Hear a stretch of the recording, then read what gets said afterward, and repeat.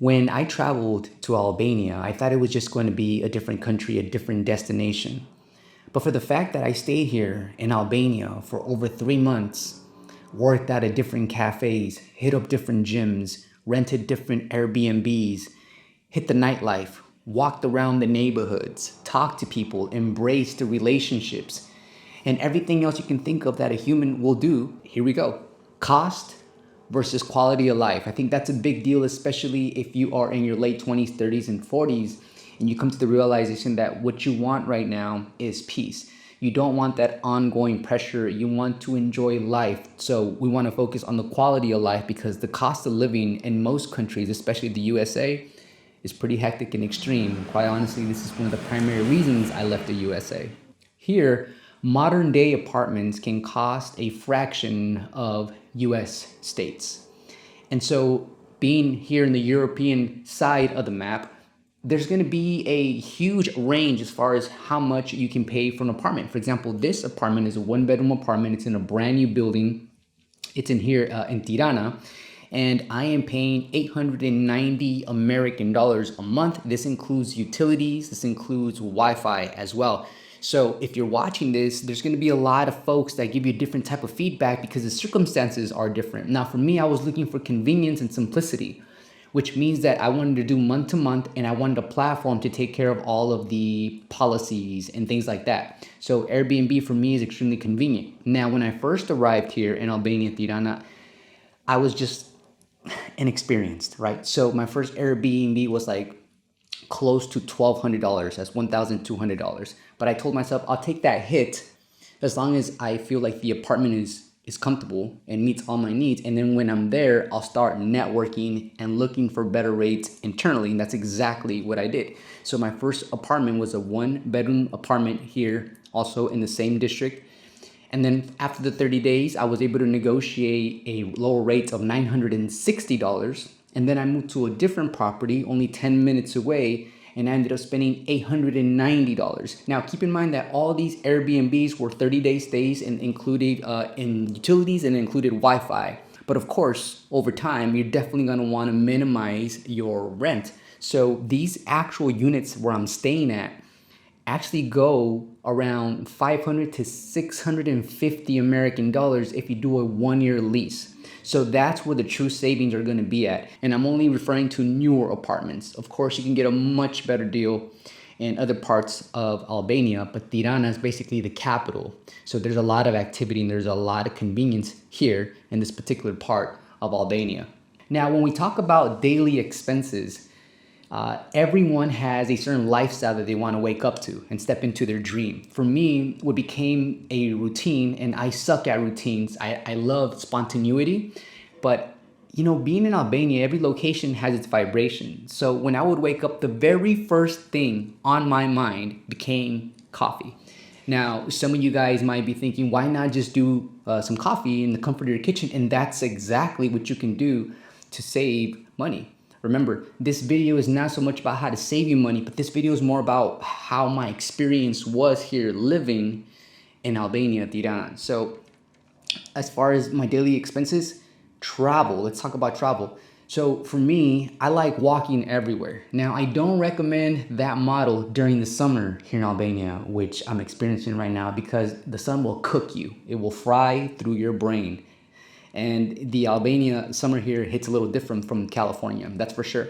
But however, I enjoyed walking almost everywhere here in Tirana because everything is within walking distance. So for example, I wake up and I go to the gym, right? The gym is about a 12 to 15-minute walk from where I reside, which is perfect because I'll start walking towards the gym, and that's basically like my pre-workout. That's my warm-up. So by the time I get to the gym, I go hard. Now, speaking of gyms, what the cost is here as far as gyms go, I went to two different gyms, and interesting enough, what I realized from traveling is that gyms are never cheap as far as price goes. Gyms always have competitive pricing, but it's almost like it's irrelevant to the rest of the cost of living in a European country or here in Albania. So for my gym membership, it was a little bit more expensive than the gym memberships in the United States for the most part. But I love the gym that I go to because it's spacious, it has its own private rooms, it has punching bags, it has everything that I need, and I'm only paying $50 a month. for that gym, and it's a month-to-month payment.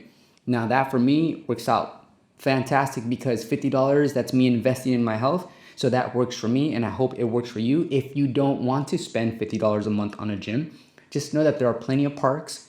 There's gonna be a ton of places where you can go for jogs and walks. And speaking of jogs and walks, just know that this country has been one of the safest countries. And even though as a male, I walk these streets at random hours of the day, and some places are not even well lit. There's never been a point so far in my stay here in Albania where I felt like that guy or that group of people looked suspicious. Like everyone has either minded their own business or is very friendly. So those are some of the things that stand out to me. So we covered coffee, we covered the gym. Now transportation. So there are going to be other areas that you want to explore that are further out. So if it beats the 45-minute walk, you definitely want to capture either a bus or a taxi. Now here's one thing that's really going to help you guys out when it comes to transportation. There's an application called Patoko, something like that, right? And it's like the Uber and Lyft of the US, right? Super convenient. You pay the driver cash, but you know exactly how much you're paying through the application before you even jump into the car. And I really love that. And so quite honestly, for me, during the first couple of months, I was using taxi services a lot because I wanted to explore past where I was staying just so that I can, experience more of Albania. So I didn't rent a car, and driving here would be for me very draining when it comes to energy because the drivers here in Albania, they're built different, okay? Their synchronicities are just top notch. Like there are people in scooters, there's cats, there's dogs, there's pedestrians, and these small streets that are busy. So there's honking, there's traffic, there's everything's going on. So for me, I would get overstimulated, and driving here in Albania, Tirana, for me would just be a huge inconvenience. It would be a mission and a task. So avoiding that, I would take taxis, I mentioned, and bus. Now, when it comes to the buses, sometimes you get lucky and you get like a bus with an AC, and sometimes you end up in a bus with absolutely almost no ventilation, circulation, and you're thinking like, what the heck am I doing here? I'm basically cooked. And so what I love about the bus is it's almost like 50 cents. You pay around 50 cents to get you to your destination. So that to me is extremely affordable, and a lot of people here take the bus to work. One thing about the system here is when it comes to buses, it's not really accurate. So either the bus is going to be running 15 minutes late, 30 minutes late. And another thing is when the buses are pulling up on Google, it'll tell you, okay, take bus 5A. But when you see these buses coming up to your stop, there's almost like no signage on the bus. So for me, I had to ask people around me. I'll say like, mafal. Mafal means excuse me or I'm sorry. And then I'll ask them the question. And some of the people here, especially the younger people, when I say younger, anyone that's, I want to say under 35 years old, most of the time will speak really good English. So I'm very grateful for those folks that speak good English, but I also made an effort to learn phrases in Albania. So if you're coming to Albania, learn some of those phrases, not just for the level of communication, but for yourself. Like it does something to your brain when you start picking up different languages. You start having lucid dreams because different parts of your brain are being activated. That's a whole different conversation. So yeah, so the bus signage is a little off. So sometimes you would, like as soon as it pulls up and the door opens, you have to kind of ask the guy, is this 5A? And some of those bus drivers are older, so some of them don't speak English, okay? So just know that. For this part of the video, I want to talk about the pros and the cons. The pros out here is hospitality. The people are very hospitable. They're very helpful. And of course, if you are coming from the US, things here might seem a bit more affordable to you. And so that really helps you and gives you the confidence to just look at every day as like, okay, it's not like I'm going to be stuck in survivor mode. So that to me is really important because then it helps your creative levels. A couple of cons would be not every property, not every apartment has its own maintenance standards that you would say, oh, this is by far the greatest experience. No, some places have lower standards. Just remember that you're in a country in which it's still modernizing itself and there's a lot of new development. And since folks that are watching this video, some of you guys use your laptop a lot, just know that some of these locations don't have the best Wi-Fi upload speeds and download speeds. So that to me is a big deal. So when I'm booking an Airbnb, I usually ask, what are your average upload speeds and download speeds? However, earlier we talked about cafes. Almost every cafe that I've been to had decent Wi-Fi speeds, meaning if you're gonna do like video streaming, most of these cafes have a bandwidth that will allow you to do a video streaming. However, just know that most of the cafes here usually have ambient music playing in the background. So just make sure you guys have a headset so when you guys are doing these video calls, people can hear you clearly and the background noise is not too bad, okay? I guess I'll be one of the few to talk about it. We're gonna talk about the dating culture. Now, in Albania, in comparison to California or the United States, the dating culture is drastically different.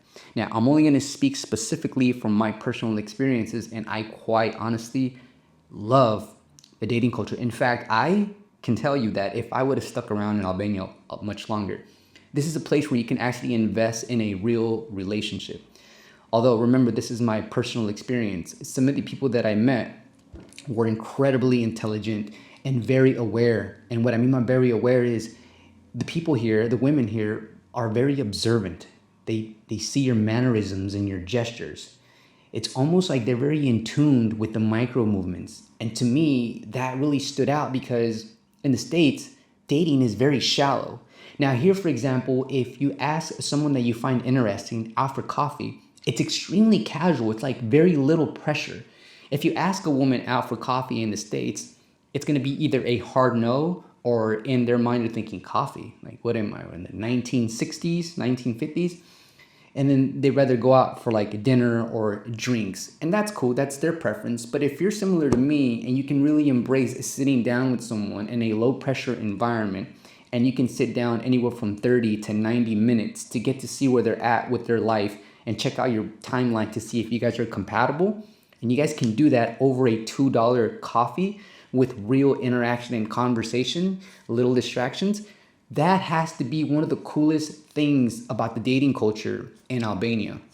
And that's all I can speak on because for the most part, while I was here in Albania, I was focused a lot on work.